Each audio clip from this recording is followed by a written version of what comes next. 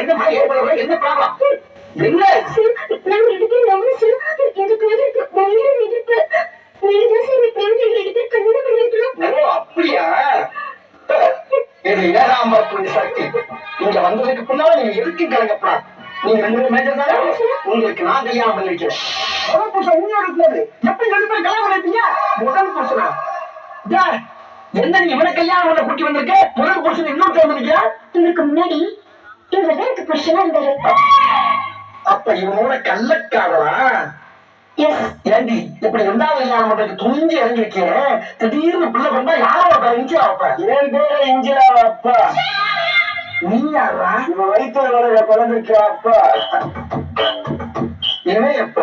இதுக்கு முன்னாடி இவருக்கு பின்னாடி. அது சண்டாச்சிருக்கி இப்படி இடக்கு முடக்க கல்யாணம் பண்ணிருக்கே.